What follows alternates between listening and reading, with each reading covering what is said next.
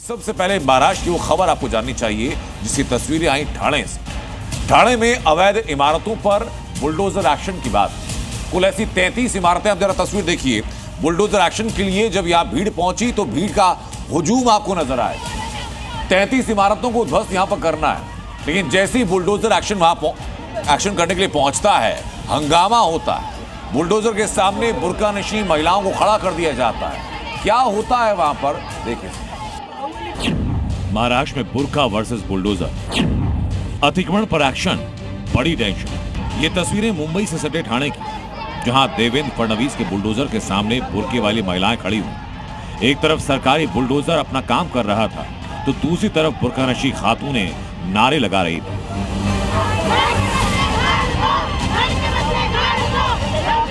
Bulldozer और Burke की जंग में जीत किसकी?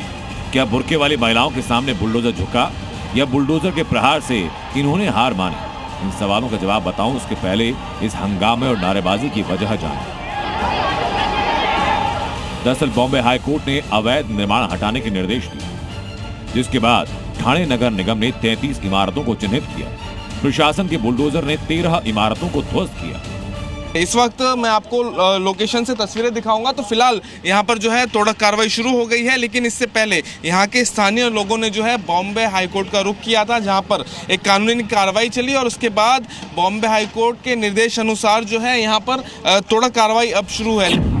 लेकिन जैसे ही देवेंद्र फडणवीस का बुलडोजर दिवा के खान कंपाउंड में पहुंचा, यहाँ हंगामा हुआ। अवैध इमारतों को तोड़ने पहुंची प्रशासन की टीम को भारी विरोध का सामना करना पड़ा। सैकड़ों की संख्या में मुस्लिम महिलाएं बुर्का पहनकर बुलडोजर एक्शन का विरोध करने के लिए आ गई।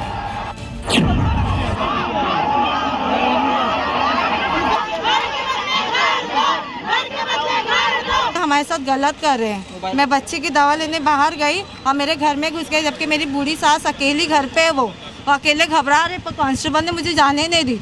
फिर मैं भागते हुए दोस्ती के रास्ते से वहाँ पे भी मैंने बहुत रिक्वेस्ट करी, पर दोस्ती के वॉचमैन ने बोला हमको परमिशन मिली, यहाँ से हम जाने देंगे। हंगामा बढ़ा, बुलडोजर एक्शन रुका, लेकिन फिर पुलिस फोर्स बुलाई गई। प्रदर्शनकारियों को पीछे धकेला गया, पुलिस ने बैरिकेडिंग हटाई और बुलडोजर कार्रवाई हुई। आसपास में आप देख सकते हैं कि पुलिस की वैन जो है वो 10 से 11 पुलिस वैन जो है वो यहाँ इतने दूर के इलाके में तकरीबन 200 से 250 मीटर की दूरी में खड़ी की गई है, क्योंकि कल की तरह अगर प्रदर्शन होता है तो तुरंत उन लोगों को जो है हिरासत में लिया जाए, इस तरह की बंदोबस्त पुलिस की तरफ से यहाँ पर की गई है। पुलिस प्रशासन के सामने बुर्के वाली महिलाओं को झुकना पड़ा और अवैध इमारतों पर एक्शन हुआ।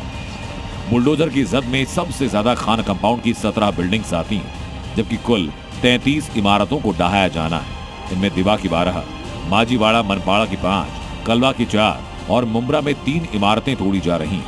इसके अलावा नौपाड़ा, कोपरी, वर्तक नगर, लोकमान्य नगर और वागले एस्टेट में 2-2 बिल्डिंग पर बुलडोजर एक्शन होना है। उथलसर में 1 अवैध बिल्डिंग को तोड़ा जाना है। बॉम्बे हाईकोर्ट के आदेश पर ठाणे नगर निगम की टीम इन अवैध इमारतों पर एक्शन करने के लिए पहुंची। एवी के कंपाउंड, ये जो मेरे पीछे जो परिसर है और इसका आजू बाजू का जो परिसर है, इस परिसर में कुछ अवैध बांधकाम के संबंधी मुंबई उच्च न्यायालय में रिट पिटिशन दाखिल हो गई है और रिट पिटिशन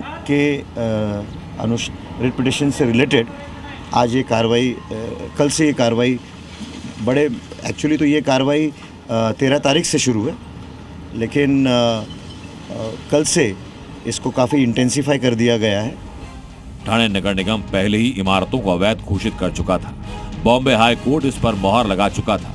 सुप्रीम कोर्ट में चैलेंज भी किया गया, लेकिन वहां से याचिका खारिज हुई। यानी ये साफ कि जिस भी इमारत को गिराया जा रहा है वो इमारत अवैध है। हालांकि सवाल ये भी कि जिस वक्त निर्माण किया गया उस वक्त नगर निगम और दूसरे अधिकारियों की तरफ से कार्रवाई क्यों नहीं की गई? क्योंकि अगर नियमों को अनदेखा नहीं किया गया होता, सिस्टम ने लापरवाही ना बरती होती, तो आज नए बुलडोजर कार्रवाई होती, नए नारेबाजी होती और ना ही लोग बेघर होते हुए दिखाई पड़ते। जी मीडिया के लिए ठाणे से नीतीश झा की रिपोर्ट।